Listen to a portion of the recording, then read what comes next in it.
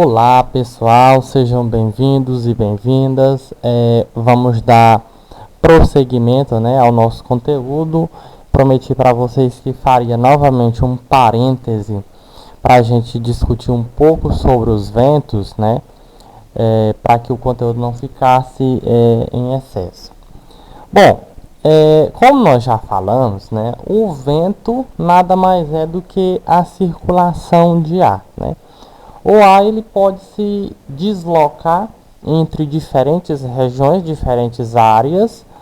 A gente já viu que esse deslocamento, esse percurso que o ar faz, ou seja, o vento, ele é resultante de um gradiente barométrico. Isso significa dizer que pelo fato de nós termos duas áreas com pressões diferenciadas, uma área de alta pressão, uma área emissora de ventos e uma área de baixa pressão, uma área receptora de ventos, a gente vai ter aí o vento. Então o vento ele é o deslocamento do ar. Quanto maior for essa diferença barométrica, ou seja, quanto mais intensa for a diferença de pressão entre essas duas áreas, a gente vai ter uma influência direta na velocidade do vento, ou seja, a circulação vai depender diretamente do gradiente barométrico. Se o vento é fraco, se é moderado, se é forte, né? E aí, gente, nós já havíamos inclusive falado de alguns ventos fortes, né? Ventos imprevisíveis, que a gente costuma chamar de ventos não periódicos, ou seja, ventos que não obedecem uma periodicidade, né? Porque a gente vai encontrar ventos de diversas naturezas. A gente vai encontrar os ventos alísios, né? Ventos que sopram das latitudes de 30 graus, as latitudes médias. Eu vou encontrar os ventos contra-alísios, né? E também um vento muito particular que acontece no Sudeste Asiático, que são os ventos monsônicos ou as monções, né? A gente costuma chamar também de Ásia de monções, que são ventos particulares daquela região, certo? Furacão nós já falamos, né? Na aula passada, retrasada, perdão. É um vento forte, muito intenso, giratório, né? Geralmente a previsibilidade desse tipo de fenômeno ela é num curto intervalo de tempo, né? E aí você vai perceber que essa previsibilidade ela se manifesta, ela acontece pouco tempo antes de esse vento se manifestar. Então, daí a grande quantidade de prejuízo, de destruição que a ação devastadora desse vento pode causar, certo? Aí a gente vai falar, gente, de ventos alísios, né? Um tipo de vento periódico, né? Bom, os ventos alísios, para a gente entender um pouco da dinâmica desses ventos, esses ventos eles são ventos constantes. A gente pode até observar a própria dinâmica de circulação atmosférica desses ventos, e eles estão soprando, se você perceber essas setinhas, elas estão se direcionando das latitudes médias do planeta em direção às áreas aquecidas, às proximidades do Equador. Aí aqui eu tenho dois tipos de vento, né? Eu tenho os ventos alísios e também tenho os ventos contra-alísios. Repare que aqui eu tenho os ventos alísios que sopram para sudeste e tenho os ventos alísios que sopram para nordeste, né? Aqui em cima eu tenho os ventos polares, que também são ventos constantes, são ventos que participam da circulação atmosférica, gente. Repare que os ventos alísios são ventos que sopram de forma constante para o Equador em baixas latitudes, né? São ventos úmidos, repare que eles trazem umidade e nas imediações do Equador, onde acontece o movimento de ascensão desses ventos, eles fazem isso, então a gente tem uma circulação vertical, nós vamos provocar, isso vai incorrer na ocorrência de chuvas, né? Então a gente vai ter os ventos alísios sendo causadores de chuvas, né? Por essa razão a zona equatorial do planeta, a região das calmarias equatoriais chuvosas, né? É conhecida dessa forma. No hemisfério norte, gente, deslocam-se os ventos do nordeste para o sudoeste, né? É o que a gente costuma chamar, como eu disse para vocês, de alísios de nordeste. E temos os alísios de sudeste, que é justamente no sul do sudeste para o noroeste do planeta, né? Em direção à linha do Equador. E aí mais acima, esses ventos aqui que vocês estão vendo, são os ventos contralísios, soprando na direção contrária ao dos alísios de 30, ou seja, dos alísios que sopram para as regiões equatoriais do planeta, certo? Repare, gente, que aqui bem pequeno, aqui eu tenho escrito monções, né? Essas monções aqui são exatamente aquilo que eu falei para vocês. É um tipo de vento bastante característico, certo? Do sudeste da Ásia, né? Exatamente também provocada pela mesma causa, pela diferença barométrica, né? As monções, elas demarcam um determinado tipo de variação no clima. E que você, se você verificar, aí mais notadamente eu tenho a ocorrência desse tipo de vento no sudeste, mas também no sul do continente asiático, né? Então é um fenômeno que ora vai provocar, isso vai depender da inversão das áreas de baixa ou de alta pressão, ora vai provocar chuvas intensas, né? A gente costuma chamar esse tipo de chuva de chuvas torrenciais, né?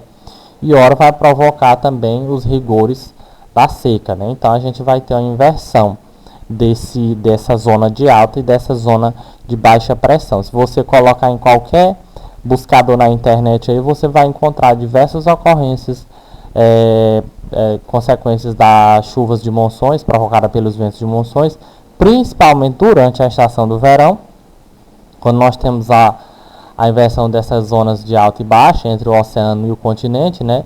Em cidades, por exemplo, como Varanasi, você vai encontrar cidades inundadas embaixo da água, né? Em outros lugares, tá? A depender do momento de inversão dessas zonas, eu vou encontrar zonas extremamente secas, áridas, com ausência de chuvas, exatamente por conta dessa inversão.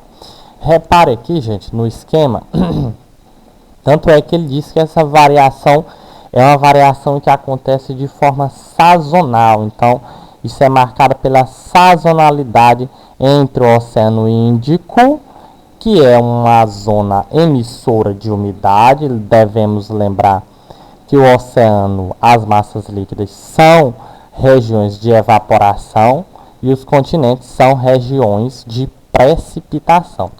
Então, repare aqui que nós temos dois esquemas, né?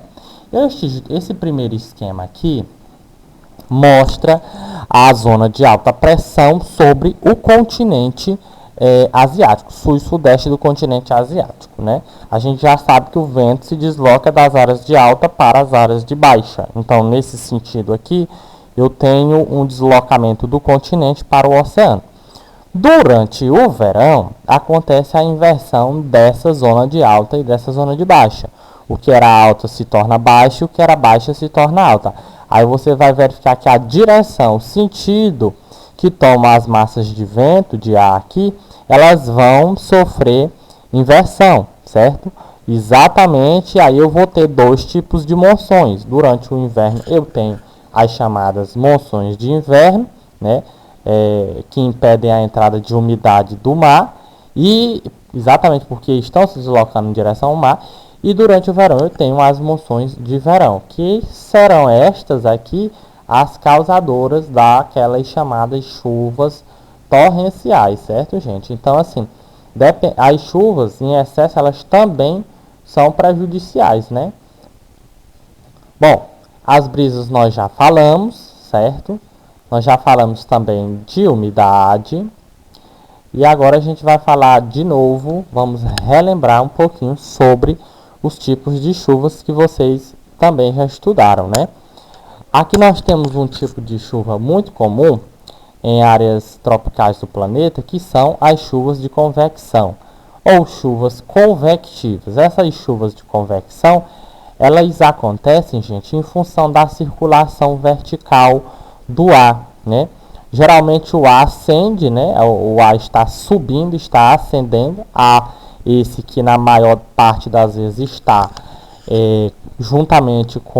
conjuntamente ligado com o vapor de água, decorrente aí das diversas fontes emissoras, né? Esse vapor de água, ele vai, à medida que ascende, ele vai sofrendo condensação, então ele vai resfriando-se, e a gente vai ter em um determinado ponto, geralmente essas chuvas acontecem no final do dia, né? A gente vai ter a precipitação. Aí essas nuvens, elas vão se formar, elas vão ficar notadamente mais escuras no final do dia, né? E nas regiões tropicais isso vai provocar aquelas chuvas muito rápidas, né? Rápidas e também fortes, né? Que a gente vivencia aqui em nossa região. Essas chuvas são muito comuns. Durante o dia, as temperaturas elevadas fazem com que ocorra esse movimento vertical de ar e vapor de água. Esses elementos vão se combinar, se condensar, se precipitar em um determinado momento. Por isso que, geralmente, é mais comum a ocorrência desse tipo de chuvas nas regiões tropicais nos finais de tarde, nos finais do dia, certo? E aí nós vamos falar agora de um outro tipo de chuva menos comum aqui para nós, que são as chuvas frontais. Gente, a chuva frontal ela tem esse nome exatamente por conta desse movimento de choque, de fronte entre duas massas de ar, né? Essas massas de ar, geralmente, para provocar as chuvas, elas têm características diferentes, né? As chuvas frontais ocorrem quando duas grandes massas de ar, características diferentes, aí a gente tem que pensar a temperatura, umidade e pressão, se encontram na frente de contato entre as duas massas. O ar mais quente, que é mais leve, menos denso e também, geralmente, é mais úmido, é empurrado para cima e atinge temperaturas mais baixas, resultando daquilo que a gente conhece como condensação de vapor. E essa condensação de vapor, ela tem uma consequência quase que imediata, que é chuva, precipitação, né? Então, as massas de ar que formam chuvas frontais têm centenas de quilômetros, é um grande bolsão atmosférico. Evidentemente que nós sabemos que, a depender da forma como essa massa se desloca, o percurso que essa massa desenvolve, ela vai assumindo características ou perdendo características, né? Tanto é que a gente costuma chamar de massa dominante e massa dominada.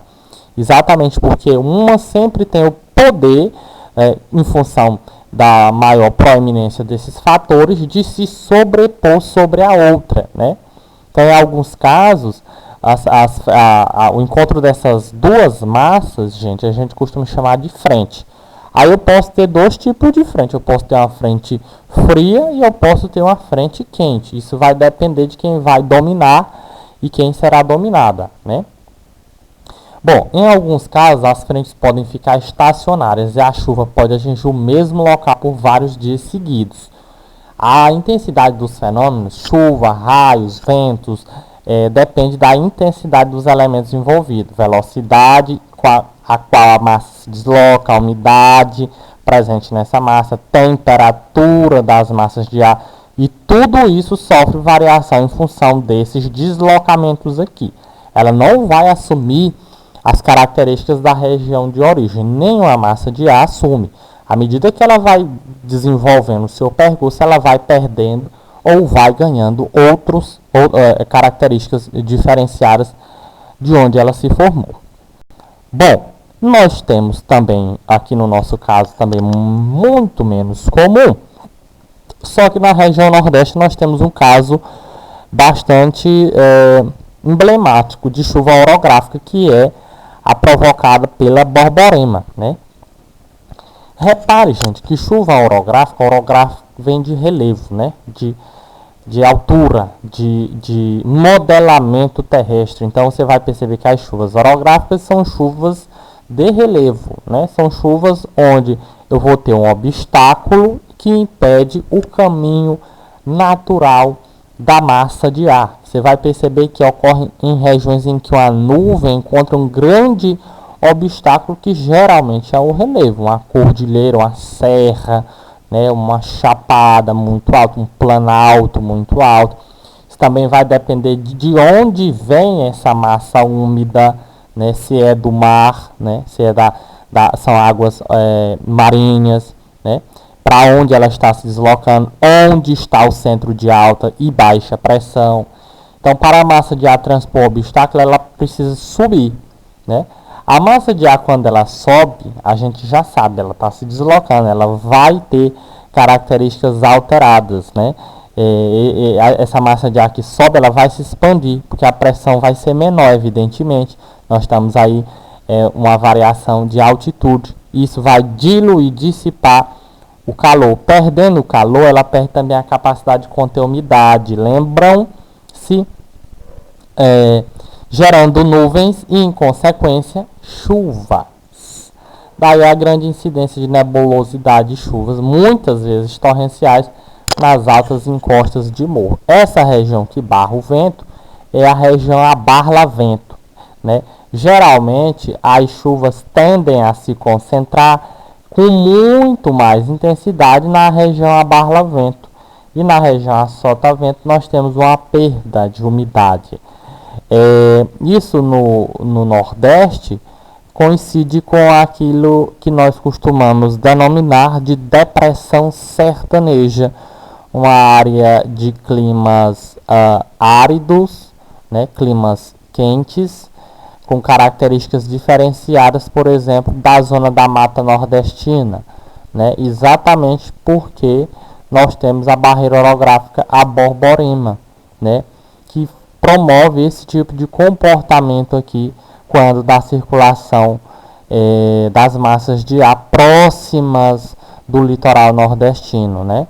Aí você vai perceber que eu vou ter redução de volume de chuvas, de umidade, aumento de temperaturas, adaptação vegetacional, o que nos leva a estabelecer dois setores diferenciados, um setor com mais umidade e um setor com menos umidade, né? Que vai coincidir, no nosso caso, com a depressão sertaneja. Bom, nós pedimos que vocês fizessem um resumo, né, sobre essas partes, e vocês também teriam que dar uma lida na página de número 10, observações meteorológicas, né? Na realidade, essa parte bem pequena, ela vai dizer para vocês exatamente o nome de alguns instrumentos utilizados para fazer mensuração de determinados elementos climáticos, né? Como, por exemplo, temperatura, vento, velocidade de vento, pressão, umidade, né? Entre os instrumentos tradicionais, nós temos o termômetro. Já sabem que o termômetro mede a quantidade de temperatura do ambiente, né? O anemômetro é um aparelho, gente, que mede a velocidade dos ventos. É muito importante para entender, por exemplo, o deslocamento de determinadas massas de ar para a previsão do tempo, né? O barômetro mede a pressão atmosférica. O pluviômetro, um aparelho simples com medidor milimetrado, mede a quantidade de chuvas em um determinado tempo e um determinado lugar. E o higrômetro mede a umidade presente no ar, certo? E a gente vai ver que, paralelamente a esses aparelhos, eles são indispensáveis, a gente tem uma série de outras tecnologias recentes que auxiliam no processo de previsão do tempo, né? Principalmente os satélites artificiais, certo? Bom, nós vamos parando por aqui e prometendo que na próxima aula nós retornaremos, ok? Fiquem com Deus e tchau, tchau.